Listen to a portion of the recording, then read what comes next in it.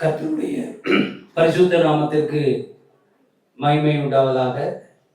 இந்த ஆலயத்தை பார்க்கும்போது மிகுந்த சந்தோஷப்படுகிறேன். ஒரு பெரும் மகிழ்ச்சி எனக்குள்ளே வருகிறது. முந்தைய ஆலயத்தையும் நான் பார்த்திருக்கிறேன். அந்த ஆலயத்தில் நின்று அப்பா இருக்கும்போது பிரசங்கம் பண்ணியிருக்கிறேன். அந்த ஆலயத்துக்கும் இந்த ஆலயத்திற்கும் ஆண்டவர் பெருத்த வித்தியாசத்தை ஆண்டவர் வைத்திருக்கிறார். இப்பொழுது நாம் செய்தி அப்படின்னு சொல்லிட்டா நான் குறிப்பிட்ட நேரத்தில் முடிச்சுடுறேன். நான் பெரிய பிரசங்கெல்லாம் கிடையாது. சென்னையிலிருந்து வந்தவங்க பெரியவங்க, இங்கே இருக்கவங்கலாம் சாதாரணமானவங்கன்னு நீங்கள் நினச்சிடக்கூடாது. இந்த மூணாறில் இருக்கவங்க தான் அசாதாரணமானவங்க. ஆனால் சென்னையில் இருக்கிற நாங்கள்லாம் சாதாரணமானவங்க தான். எப்படி சொல்கிறேன் அப்படின்னு கேட்டிங்கன்னா, இங்கே இருக்கிற ரூபன் ராஜெல்லாம் ஒரு பிரதிஷ்டையின் ஊழியக்காரர், சரியான உபதேசத்தினுடைய ஒரு ஊழியக்காரர். சத்தியம் அவரிடத்தில் இருந்தது, சத்திய முழக்கம் அங்கே இருந்தது. இன்னைக்கு சத்திய முழக்கம் இங்கே இல்லாவிட்டாலும் அந்த சத்திய முழக்கமாக ஜான் பேட்டன் முழங்க வேண்டும் என்பது என் இருதயத்தின் ஆவம். இப்பொழுது ஒரு வசனத்தை நான் வாசிக்கிறேன். ஆகா எழுதிய தீர்க்க தரிசன புத்தகம் 2ஆம் அதிகாரம் 9ஆம் வசனம் சொல்கிறது, முந்திய ஆலயத்தின் மகிமையை பார்க்கிலும் பிந்திய ஆலயத்தின் மகிமை பெரிதா இருக்கும் என்று சேனைகளின் கர்த்தர் சொல்கிறார். இவ்விடத்தில் சமாதானத்தை கட்டளையிடுவேன் என்று சேனைகளின் கர்த்தர் உரைக்கிறார் என்று சொல் என்று எழுதப்பட்டிருக்கிறார். 2 காரியங்கள் சொல்லப்பட்டிருக்கிறது. முந்திய ஆலயம், பிந்திய ஆலயம். முந்திய ஆலயம், பிந்திய ஆலயம். எப்பொழுதுமே ஆண்டவர் முந்தினதை விட பிந்தினதற்கு ஏனோ ஒரு முக்கியத்துவம் தருகிறார். உதாரணமாக, முந்தின ரசம், பிந்தின ரசம். முந்திய நற்குணம், பிந்திய நற்குணம். முந்தின சீர், பிந்தின நற்சீர். முன்மாறி, பின்மாறி. முந்தினோர், பிந்தினோர். இப்படியெல்லாம் வேதத்தில் வருகிறது. இந்த பிந்தின என்பதற்கு ஆண்டவர் ஏதோ முக்கியத்துவம் கொடுக்கிறார். சரி, முந்தின ஆலயம் எது அப்படின்னு கேட்டீங்கன்னா, பைபிளிக்கல் பேசுறப்போ இப்ப இந்த ஆலயத்தை நினைச்சுட்டே இருக்காதுங்க. ரூபன் ராஜ் கட்டிய ஆலயம் அதெல்லாம் ரொம்ப அவருடைய நாட்களில் நல்ல உபதேசத்தின் மழை பெய்து கொண்டே இருந்தது. ஒருவேளை அவங்க சபை தரைய பார்த்தா ஈரமா இருந்துச்சு, மேல பார்த்தா அப்படியே ஒரு ஈரம் வாங்கிட்டு இருந்துச்சு அப்படின்னா, நான் சொல்றேன், அவர் கட்டின ஆலயங்க மேல இருந்து ஏதோ உங்களுக்கு ஒரு பின்மாறி மாதிரி ஒண்ணு பொழிஞ்சிட்டே இருக்கு. அதான் உங்க ஆலயம் ஈரமா இருந்துச்சு, வேற ஒண்ணும் கிடையாது. ஒரு அலையில சொல்லிருங்க. ஆமா, அதாங்க, வேற என்ன, அந்த ஆலயத்தை யாரும் படுத்த முடியாது. அதான் பின்மாறி. ஆகவே முன்மாறி உங்க அப்பா காலம், இப்ப பின்மாறி உங்க காலமா, இதுதான் முக்கியம். ஆகவே இந்த முந்தின ஆலயம் யார் கட்டின ஆலயம்? பைபிளிக்கலி சாலமோன் கட்டிய ஆலயமா. இந்த சாலமோன் கட்டிய ஆலயம் என்னன்னு கேட்டீங்கன்னா, அவன் எல்லாமே பொன் தகடால உள்ள வச்சுட்டான். அவன் காலத்துல ஒரு வெள்ளி ஒரு பொருட்டா கிடையாது. அவனுடைய காலத்துல அவன் அப்பா தாவீது சேர்த்து வைத்த பொண்ணு, வெள்ளி, இரும்பு, இந்த மாதிரி மெட்டீரியலுக்கு கணக்கே இல்லைன்னு பைபிள் எழுதியிருக்கு. அவ்வளவுதானா தாவீது எல்லாம் சேர்த்து வச்சுட்டான்.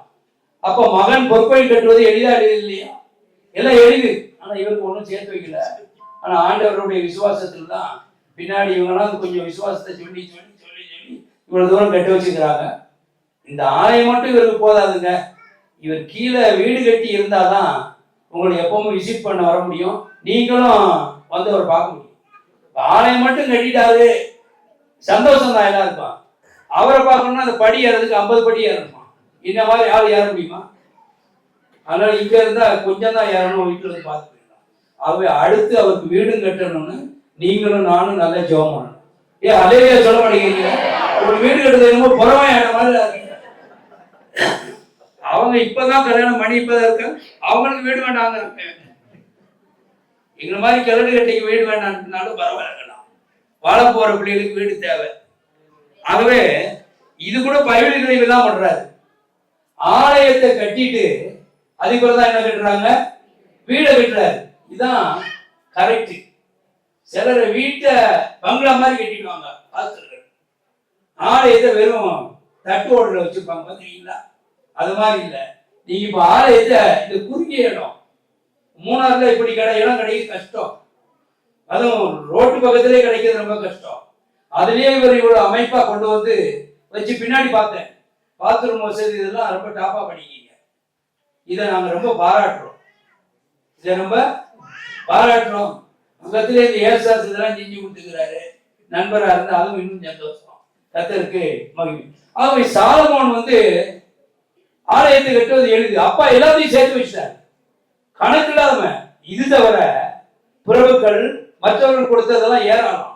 சொல்றான் தாவீது, இன்னும் அதிகமா சேர்த்து வச்சுக்கோப்பா, இன்னும் என்னுடையதே உனக்கு தருகிறேன் அப்படின்னு சொல்லிதான் சாலமோன் ஆலயத்தை கட்ட சொன்னாரு. நீ ஆலயத்தை இழந்து கட்டினாரு, அவன் கட்டிட்டான்.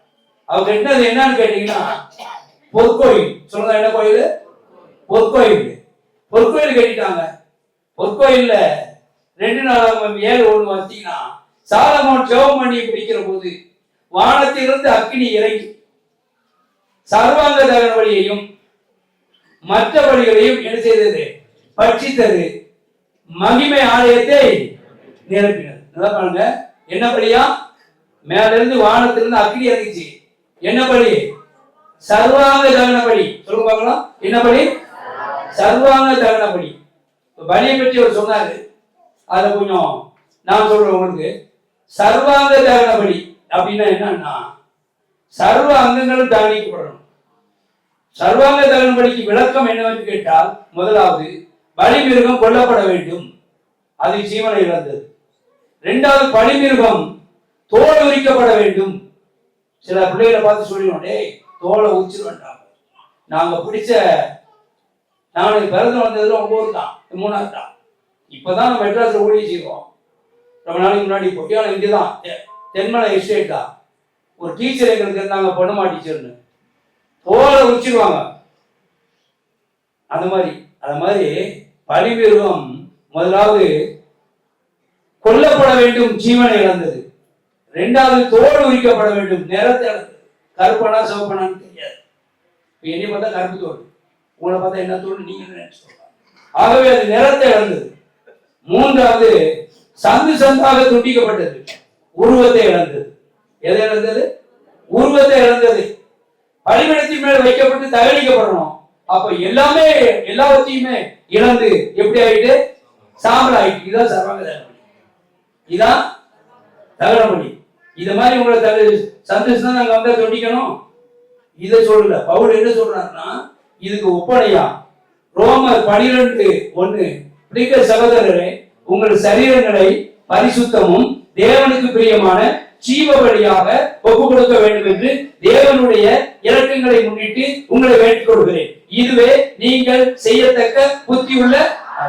அப்ப பழைய ஏற்பாட்டுல பலிமிருகம் செத்தது, புதிய ஏற்பாட்டுல பலிமிருகம் சாகக்கூடாது. நீங்க சாகாம இருந்தாதான் கர்த்தர் ஆராதிக்க முடியும். ஒரு அடிமையா சொல்லுங்க, நீங்க சாகாம இருந்தாதான் காணிக்கை கொடுக்க முடியும்.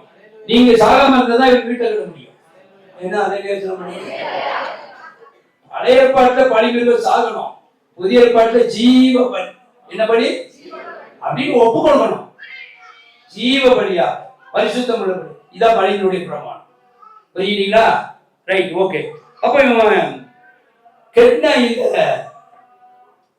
பொற்கோயிலையும் மகிமை வந்து இறங்குது. எப்படி வந்து இறங்குது? ஆமா, இன்னைக்கு நிறைய பேர் கழுத்துலையும் காதலையும் பொண்ணு போட்டுட்டு ஜொலிக்கிறாங்க.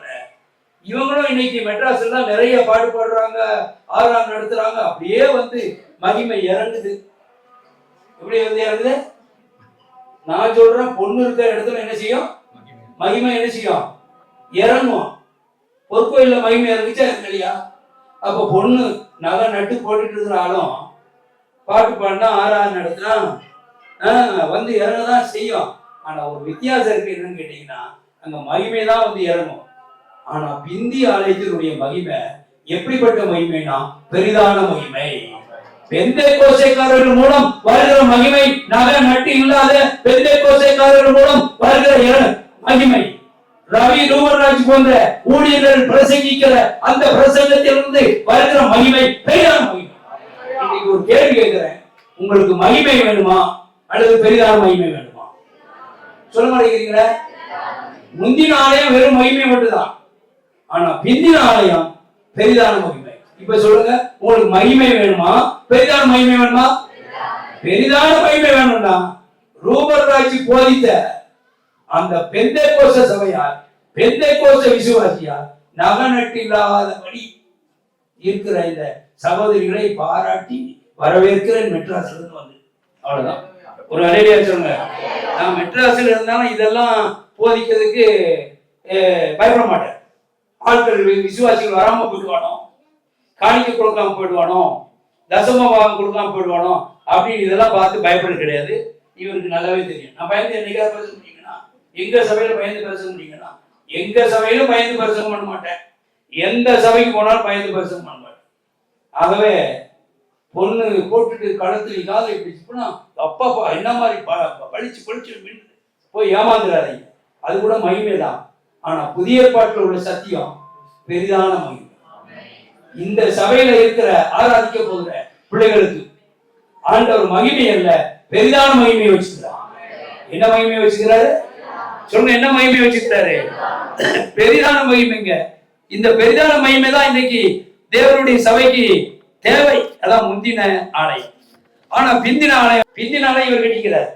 ஆனா பிந்தின ஆலயம் வேத வசனத்தின்படி இப்ப ஆகாய 2:9 வரசு காட்டின பாருங்க. இந்த ஆலயத்தை கட்டினது யாரு அப்படின்னு கேட்டீங்கன்னா செருபாபேல் கட்டினான். யாரு கட்டினா? செருபாபேல் கட்டினான். இந்த செருபாபேல் யாரு அப்படின்னு கேட்டீங்கன்னா பாபிலோன்ல இருந்து ஒரு கைதி. ஆனா பாபிலோன்ல இருந்தாலும் இவன் பாபிலோன்ல யூதர்களுக்கெல்லாம் ஒரு தலைவனா இருந்தான். யூதாவின் தலைவன் போடு. என்ன தலைவன்? யூதாவின் தலைவன். ஆனா யாரு? பாபிலோன்ல கைதி, யூதாவின் தலைவன். அதே நேரத்தில் இவனுக்கு அவன் பாபிலோன்ல வச்ச பேர் என்ன தெரியுமா? இதை செருபாபேலுக்கு யாராவது சொல்ல பார்க்கலாம். பாபிலோன்ல இவனுக்கு வச்ச பேர் என்ன பேரு? நம்ம பைபிள் மட்டும் தெரியாது பாஸ்டர், வேற எதுவா கேட்டுருங்க. பைபிள் யார் சொன்னது? பாத்தீங்களா? பழைய ஏற்பாட்டுல பாபிலோன்ல அவனுக்கு வச்ச பேர் என்னன்னா சேஸ் பாத் சார். எல்லாரும் ஒரு அடையா சொல்லுங்க. அந்த சிஸ்டருக்கு எல்லாரும் உற்சாகமா கரங்களை தேடிவா. சேஸ் பாத் சார்னா என்ன அர்த்தம் அப்படின்னு கேட்டீங்கன்னா, ஏமா நான் சொல்றது கேளுங்க, நீங்க ரெண்டாவது பிரச்சனை ஆயிடக்கூடாது. அதுக்குதான் பிரச்சனை. நான் பேசும்போது குறுக்க பேசிட்டீங்கன்னா ஒரு பெருசம் உங்க பக்கமே தீர்க்கணும். என்னடா மெட்ராஸ் சேஸ்பாத் சார்னா வேதத்துல ஒவ்வொரு பேருக்கும் அர்த்தம் இருக்கு. சேஸ்பாத் சார் அப்படின்னா என்ன அர்த்தம் அப்படின்னா தீயின் சேவகன். என்ன அர்த்தம்? தீயின் சேவகன். அக்கினி தெய்வத்துக்கு அவன் ஒரு சேவகன் என்ற பெயரை அந்த ராஜா வச்சார். ஆனா நம்ம தேவன் என்ன பண்ணாரு? நீ அக்கினி தேவனுக்கெல்லாம் நீ ஒரு சேவனா இருக்க வேண்டாம், ஜீவன் உள்ள தேவனாகி எனக்கு ஒரு சேவனா இருக்கு ஆண்டவர் அவரை தெரிந்து விட்டார். ஒரு அடையில சொல்லுங்க. இது எங்க இருக்கு அப்படின்னு கேட்டீங்கன்னா, நீங்க ஆகாய 2:23 சொல்லிட்டு செருபாபேல் என்னும் யூதாவின் தலைவனே, நான் உன்னை சேர்த்து கொண்டு என் ஊழியக்காரனாக உன்னை ஆக்கி உன்னை முத்திர மோதிரமா மாத்துறேன்னு சொல்றேன். இப்போ வாசிக்க பார்க்கலாம். வேணாம், அந்த ஆகாய 2:23 வாசிக்க பார்க்கலாம். இங்க வாசிங்க, மேடையில் வாசிங்க.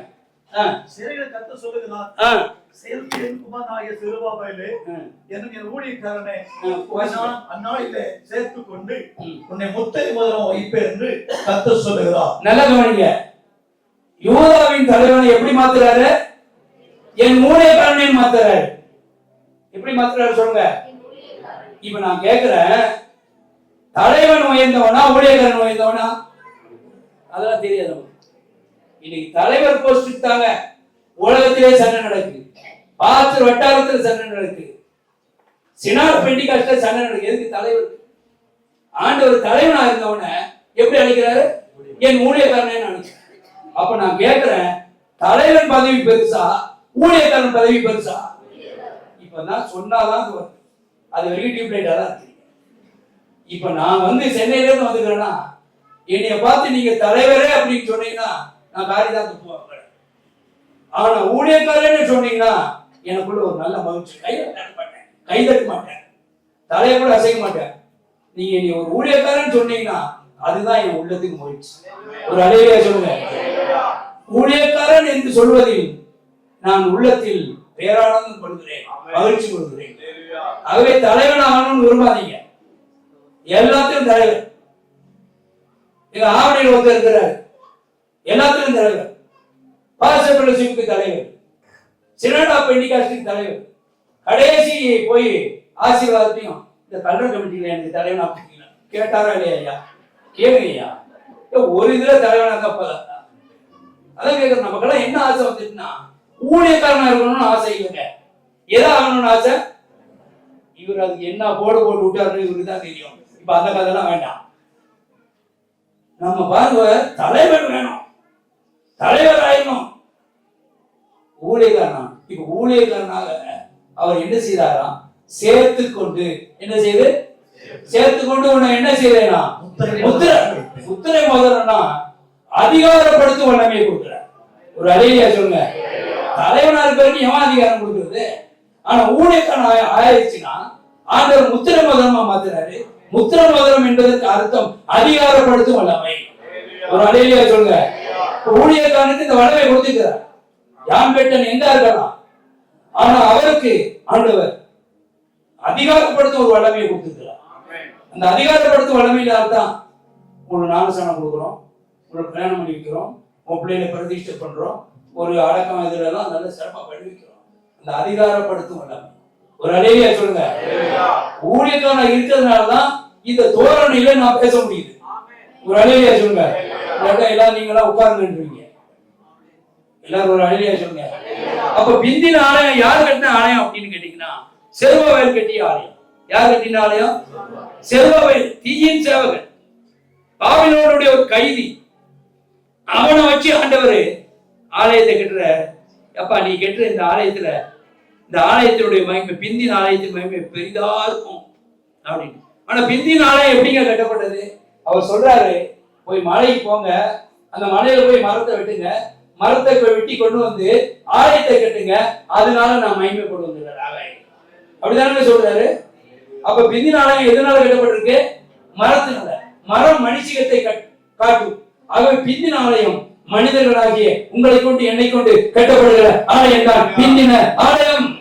நீங்களே தேவனுடைய ஆலயமா இருக்கிறீர்கள் என்றும் தேவனுடைய ஆவி உங்களின் வாசமா இருக்கிறது என்றும் அறியீர்களா? நீங்க தான் அந்த ஆலயம், நீங்களே அந்த ஆலயம். இந்த ஆலயத்துக்குள்ளதான் பிந்தின மகிமை விளங்க போகுது. ஆனா அந்த ஆலயத்தை கட்டுவதற்கு ஆண்டவர் எல்லாம் அனுகிரகம் பண்ணார். அதே அதிகாரத்தில் சொல்றாரு, வெள்ளி மனம் என்னோட இருக்கிறார். யாருடையது? வெள்ளிய மனம். நம்ம வெள்ளிய மனம் யார்கிட்ட இருக்கும்? ஓ, இந்த ஊரு எம்எல்ஏட்ட இருக்கும், இந்த மினிஸ்டர்கிட்ட இருக்கும், அவன்கிட்ட இருக்கும். கேட்க போனா நமக்கு ஒண்ணு கூட கிடையாது. நம்ம ஆண்டவர்கிட்ட வெள்ளி பொண்ணு இருக்கு. ஒரு அலையிலையா சொல்லுங்க. ஒரு அலையிலையா சொல்லுங்க. அது மாதிரி நிறைய பேர்கிட்ட வெள்ளி பொண்ணு இருக்கலாம். ஆனா அது உங்க காதுல போட கழுத்துல போட கிடையாது. அது ஆசரிப்பு கூடத்தை உண்டாக்குவதற்கு அந்த ஆண்டவர் அதை கொடுத்தார். ஒரு அலையிலையா சொல்லுங்க. எதை உண்டாக்குவதற்கு? எகிப்திலிருந்து இஸ்ரவேல் ஜனங்களை ஆண்டவர் வெறுங்கலத்தை அனுப்பல, வெறுங்கால அனுப்பல. எப்படி அனுப்பினாரு? வெள்ளியோடும் பொண்ணோடும் போட்டுட்டு போய் கானான்ல இந்த ரோடாக்கு டாலாக்கெல்லாம் போட்டுட்டு அங்க போய் மினிக்கிட்டு இருக்க அனுப்புனாரு. இந்த வெள்ளியோட பொண்ணோட அனுப்புனதுக்கு காரணம் அந்த ஆசரிப்பு கூடாரத்துல போய் இந்த வெள்ளியும் பொண்ணையும் கொடுத்தாதான் மோசே ஆசரிப்பு கூடத்தை உண்டாக்க முடியும். ஒரு அலையில சொல்லுங்க. சாலமோன் கட்டிய ஆலயத்தை காட்டிலும் இந்த மோசே உண்டாக்கி ஆசரிப்பு கூடாரத்துக்கு அவ்வளவு பொன் தேவையா இருந்தது, தங்கம் தேவையா இருந்தது. நல்லா பாருங்க, ஆசரிப்பு கூடாரத்துல எதெல்லாம் பொண்ணா இருந்துச்சு? குத்து விளக்கு என்னது? பசுபொன். அப்படின்னா சுத்த பொன். எப்படி? என்ன பொண்ணு? சுத்த பொன், குத்து விளக்கு. அதே மாதிரி உடன்படிக்கை பெட்டி மூடி இருப்பாங்க. மூடிக்கு பேர் தான் என்னது? கிருபாசனம். கிருபாசனத்தை எதனால மூடணுமா? பசுபொன்னால மூடணும். ஒரு அலையிலையா சொல்லுங்க. அடுத்து இந்த ஆசரிப்பு கூடத்தை சுற்றிலும், பரிசுத்த ஸ்தலத்தை சுற்றிலும் நிபந்தனை இருக்கிற படகுகளை வைத்தார்கள். அந்த நிபந்தனை இருக்கிற படகுகள் அத்தனையும் எதாவது கூட சொல்லிக்கிறாருன்னா பொண்டாட்டா கூட சொல்லி. அப்ப ஆசரிப்பு கூடத்துக்கு எவ்வளவு பொன் தேவை இருக்கும் நீங்க யோசிச்சு பாருங்க. இப்போ இந்த ஆல்டரை மட்டும் பொண்ணால மூடிடுவோம் அப்படின்னு உங்ககிட்ட பாஸ்டரு உங்க கையில இருக்கிற காதுல இருக்கிற பொண்ணெல்லாம் நீங்க கொடுங்க அப்படின்னு கொடுத்து உங்ககிட்ட இருந்து வாங்கினாலும் இதை மூட முடியாதுங்க. உங்ககிட்ட இருந்து வாங்க அவ்வளவா வச்சுக்கீங்க, ஒவ்வொருவரும் இவ்வளவுதான் வச்சுக்கிறீங்க, ஒவ்வொருவரும் எவ்வளவுதான் வச்சுக்கிறீங்க, இவ்வளவுதான் வச்சுக்கிறீங்க, இவ்வளவு வச்சுக்கிறீங்க இல்ல மூட முடியாது. அப்ப ஆசரிப்பு கூடாரத்துக்கு அடிமைகளா இருந்த இந்த இஸ்ரவேல் ஜனங்கள் அவ்வளவு பொண்ணு கொடுத்துருக்காங்கன்னா அப்ப எகிப்துல இருந்து எவ்வளவு பொண்ணோடும் எவ்வளவு வெள்ளியோட வந்திருப்பான்னு பாருங்க. ஆசரிப்பு கூடாரத்தை சுத்தினும் 48 நிபந்தனைக்கும் பலகை இருந்துச்சு. ஒரு பலகை மூடதுக்கு நம்மளால தெரியுது மூடினாங்கன்னா ஆசரிப்பு கூடாரத்து தான் பொண்ணு. அப்ப பொண்ணு எதுக்கு உங்களை அங்க இருந்து பொண்ணோட வெளியோட புறப்பட பண்ணாருன்னா நீங்க அனுபவிக்கிறதுக்கு இல்ல, நீங்க அப்படியே மிடுக்கிறதுக்கு இல்ல. ஆசரிப்பு கூடாது. ரலேலியா சொல்லுங்க, சுத்தமா ஒரு ரலேலியா சொல்லுங்க. இவன் எப்படி ஆலயத்தை கட்டினா அப்படின்னு கேட்டீங்கன்னா கொஞ்சம் ஆடு மாடுகள், கொஞ்சம் அங்க இருந்து கொடுத்து விட்ட காணிக்க, கொஞ்சம் மனிதர்கள் இவங்கெல்லாம் வந்து அந்த ஆலயத்தை கட்டினான். அப்போ ஆண்டவர் சொல்லிட்டாரு செருபாவேலை என்ன நினைச்சிருப்பானா, நான் இவ்வளவு ஆடு மாடுகளை கொண்டு போறேன், இவ்வளவு ஜனங்கள் என் கூட இருக்கிறாங்க, என் கையில இவ்வளவு காணிக்கைகளை ஜனங்கள் ஏவப்பட்டவங்களா கொடுத்துக்கிறாங்க, ஆகவே இந்த ஆலயத்தை நான் கட்டிடுவேன் அப்படின்னு ஒரு பெருமிதத்தோடு இந்த செருபாவேல் வந்திருக்கலாம். ஆண்டவர் சொன்னார், ஏய் சகரிய நான் என்ன சொன்ன தெரியுமா, பலத்தினாலும் அல்ல பராக்கிரமத்தினாலும் அல்ல என்னுடைய ஆவியினாலே ஆகும், என்னுடைய ஆவியினாலே ஆகும். ஆலயத்தை எப்படிங்க கட்ட முடியும்? மாமிசத்தினால கட்ட முடியாது, ஆவியினால தான் கட்ட முடியும். ஒரு அடையா சொல்லுங்க, பலத்தினாலும் அல்ல ஆற்றலினாலும் அல்ல பராக்கிரமம் வலிமையினாலும் அல்ல. ஒருவேளை அவன் கொண்டு போன மனித ஆற்றல் மிருக வலிமை இவைகளை வச்சு இவன் கட்டிடலாம் நினைச்சிருப்பான். ஆண்டு சொல்றாரு, அதால கட்ட முடியாதுடா, பணத்தினாலும் அல்ல இதனால அல்ல பராக்கிரமத்தினால அல்ல, என் ஆவியினாலே ஆகும். ஆலயத்தை எப்படி கட்ட போற? செருபாவேலே ஆவினார். செருபாவேலுடைய கரமே அந்த ஆலயத்துக்கு அஸ்திவாரம் போட்டது, அவன் கரமே அதை செய்து ஒரு ஆலயத்தை துவங்கும்போது எங்களுக்கெல்லாம் போட மாட்டாரு, நாங்கெல்லாம் போனே ஜெபம் பண்ணோம், வர முடியாது. அங்க இருந்து இங்க 610 கிலோமீட்டர், மெட்ராஸ்ல இருந்து எப்படி பிரதர் சொல்றீங்கன்னா பல முறை வந்ததுனால சொல்றோம்.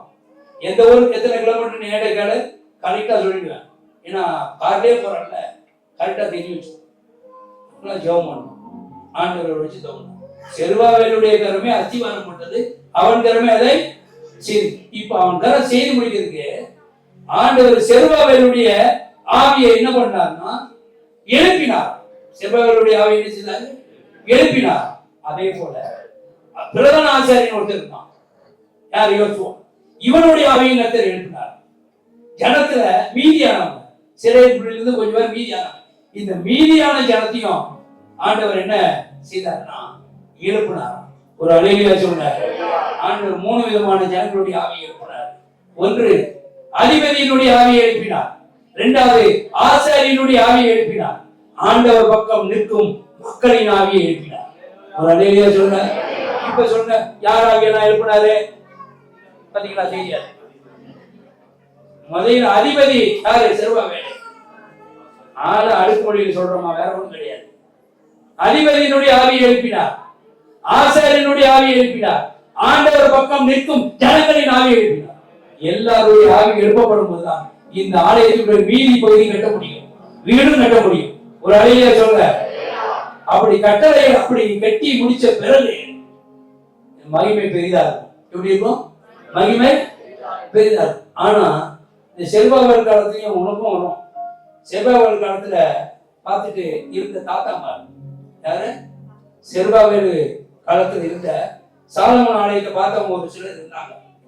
அவங்க சொன்னாங்க, இந்த செருபாவேல் கட்டுற ஆலயம் எந்த மூலைக்கு? சாலமோன் இப்படி ஆலயம் கட்டி இப்படி ஒரு ஜெபம் பண்ணி இப்படி ஒரு மகிமையெல்லாம் இறக்கணும். ஆனா இந்த செருபாவேல் கட்டுற ஆலயமா செருபாவேல் கிண்டல் பண்ணாங்க. செருபாவேல் என்ன பண்ணாங்க? ஒரு மாதிரி நினைச்சாங்க, அப்புறம் ஒளி கூட ஒரு மாதிரி நினைச்சிருவாங்க. ஆனா இறங்க போறது என்னன்னா பெரிதான மகிமையா இருக்கு. ஒரு அழகியா சொல்லுங்க, செருபாவேல் அப்படிதான் கிண்டலா நினைச்சான், கேலியா நினைச்சான். அப்படி கேலியா நினைச்சவனா பெரிதான மகிமை வந்து இறங்கும் போது அந்த தாத்தாமார்கள் என்ன உண்டாயிருக்கணும்? விக்கல் உண்டாயிருக்கும். தாத்தாமார்கள் என்ன உண்டாயிருக்கும்? விக்கல் உண்டாயிருக்கீங்க. அந்த மாதிரி வெட்கப்படுத்தும்படி ஆண்டவர் மகிமையா இருக்கிறார். இப்ப ஆண்டவர் சொல்றாரு, பெரிதான மகிமை வந்து இருக்கும், அவ்விடத்துல எதை கட்டளிடுவேன்? அந்த வசனம் சமாதானத்தை கட்டளிடுவேன். ஆக 2:9 கடைசி என்னது? சமாதானத்தை கட்டளிடுவேன். அப்படிதானே போட்டிருக்கு இவ்விடத்துல. அப்ப இந்த ஆலயம் இன்னைக்கு பிரதிஷ்டை செய்யப்பட்டது. செய்யப்படலையா? இந்த ஆலயம் பிரதிஷ்டை செய்யப்பட்டது. இந்த ஆலயம் இன்னைக்கு திறந்து வைக்கப்பட்டது. எல்லாரும் தோத்திர பலி செலுத்தி எல்லாரும் உள்ளுக்குள்ள நம்ம வந்தோம். அப்ப இவ்விடத்துல ஆண்டவர் எதை கட்டளிட போகிறார்? சமாதானத்தை கட்டளிட போகிறார். இந்த ஆலயத்துக்கு ஆண்டவர் சொல்லுகிற முதல் ஆசீர்வாதம் சமாதானம். இந்த உலகத்திலேயே எங்க பெருசு அப்படின்னா, இயேசு இந்த உலகத்துல விட்டு போகும்போது உங்களுக்கு டாலரை வச்சு போல, நம்ம 500 ரூபாய் நோட்டு சாணி கலரை வச்சு போல, அவர் ஒன்னே ஒண்ணு சொல்லிக்க மாட்டாரு, என்னுடைய சமாதானத்தை உங்களுக்கு வைத்து போகிறேன் அப்படின்னு சொன்னார். அடுத்து சொன்னாரு, என்னுடைய சமாதானத்தை உங்களுக்கு தருகிறேன். அப்ப இந்த ஆலயத்தில் சமாதானம் இருக்கு, இவ்விடத்திலே சமாதானத்தை கட்டளை இடுவேன் என்று சொல்லியிருக்கிறார். அப்ப நீங்க என்ன பண்ணணும்? வைத்து போன சமாதானத்தை நீங்கள் எடுத்துக்கொள்ள வேண்டும். கொடுக்கிறேன் என்ற சமாதானத்தை பெற்றுக்கொள்ள வேண்டும். இப்ப சொல்லுங்க, வைத்து போகிறேன் என்ற சமாதானத்தை நான் எடுத்துக்கொள்வேன் சொல்லுங்க. சாத்தா சொல்லுங்க, நான் சமாதானத்தை எடுத்துக்கொள்வேன். என்னுடைய சமாதானத்தை உங்களுக்கு கொடுக்கிறேன்னு சொன்னாங்களா, அந்த சமாதானத்தை நான் பெற்றுக்கொள்வேன். அப்ப இங்க வரவங்க தான் ஒன்னு உணர்ந்துட்டு போனோம். இந்த ஆலயத்துக்குள்ள நுழைஞ்சி உள்ள ஆராய்ச்சி நம்ம வெளியே போகும்போது, இது வரைக்கும் எத்தனையோ ஆலயத்துக்கு போய் கண்டா, ஆனா இந்த ஆலயத்துக்கு வரும்போது ஒரு சமாதானத்தில் பிரசன்ன நடப்பதுடா அப்படின்னு சொல்லி ஒவ்வொருவரும் ஒவ்வொரு ஆராதனை முடிச்சு போகும்போது சொல்ல வேண்டும். அது இந்த வார ஆராதனையிலிருந்து அது துவங்க வேண்டும். கரலை தட்டி கர்த்தரை எல்லாரும் இந்த வார ஆராதனையிலிருந்து துவங்கணும். அதை நாங்க கேள்விப்படும். சமாதானத்துக்கு கட்டளை. அடுத்து சொன்னாரு ஆகாயில, இன்று முதல் உன்னை ஆசீர்வதிப்பேன். இன்று முதல். அப்ப அது வரைக்கும் அந்த ஜனங்கள், அந்த ஆகாய காலத்துல இருந்த ஜனங்கள், செல்வவேல் வந்தா பார்த்தாங்க அந்த ஜனங்கள், அது வரைக்கும் என்ன செய்யல? ஆசீர்வதிக்கப்படல.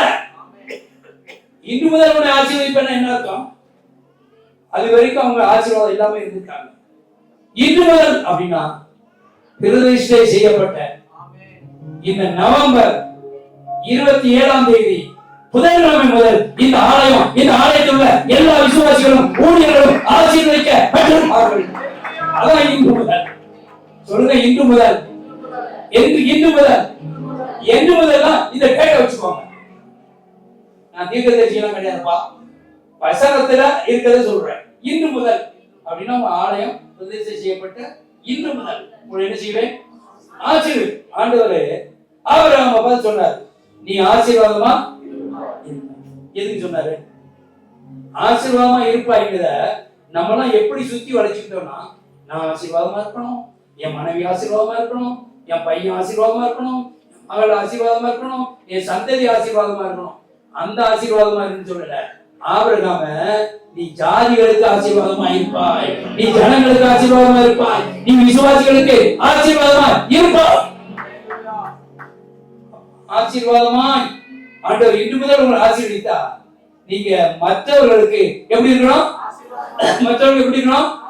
கார்பன் இந்தியா, மூணார் திருச்சபை மற்றவர்களுக்கு ஆசீர்வாதமா இருக்க வேண்டும். நீங்க மற்றவர்களுக்கு ஆசீர்வாதமா மாட்டீங்கன்னா உங்க சபை மர்வம் மட்டும் இல்ல, ஆத்துமாக்கள் எண்ணிக்கையிலையும் அது பெருகும். ஒரு அலையில சொல்லுங்க. நீங்க உங்களை ஆசீர்வதிக்கிறது எதுக்கு அப்படின்னு கேட்டா, நீங்க என்ன செய்வதற்கு அப்படின்னா, மற்றவர்களுக்கு நீங்கள் கொடுப்பதற்கு. மற்றவர்களுக்கு என்ன செய்வது? மற்றவர்களுக்கு என்ன செய்வதற்கு? கொடுப்பவர்களுக்கு. இன்னொரு வசனத்தை ஒரு வாசித்து காமிக்கப்பாங்க. இந்த யோவேல் 2:24 சொல்லியிருக்கு, உங்கள் தேவனாகிய கர்த்தருக்கு போஜன பலிகளையும் பான பலிகளையும் செலுத்துகிறதுக்கான ஆசீர்வாதத்தை என்ன செய்வார்? தந்தருவார். ஒருத்தர் வாசி பார்க்கலாம். யோவேல் 2:14. என்னடா இல்லாத மாதிரி பாக்குறீங்க? வாசி பார்க்கலாம். யோவேல் 2:14. ஒருவேளை அவர் திரும்பி மனஸ்தாபப்பட்டு உங்கள் தேவனாய் கர்த்தருக்கு போஜன பலிகளையும் பான பலிகளையும் செலுத்துவதற்கான ஆசீர்வாதத்தை தந்துடுவோம். பலி செலுத்துவதற்கான ஆசீர்வாதத்தை தருவார். இன்னும் இதே விதத்துல ஒரு விதத்துல சொன்னா, விசுவாசிகளாகிய நீங்கள் தசமபாகம் கொடுப்பதற்கான ஆசீர்வாதத்தை உங்களுக்கு தந்துடுவார். ஒரு அழகிய சொல்ற. அப்ப ஆண்டவர் உங்களை ஆசீர்வதிக்கிறார்னா, ஒன்று நீங்க மற்றவர்களுக்கு ஆசீர்வாதமா இருக்கணும். அடுத்து யாருக்கு ஆசீர்வாதமா?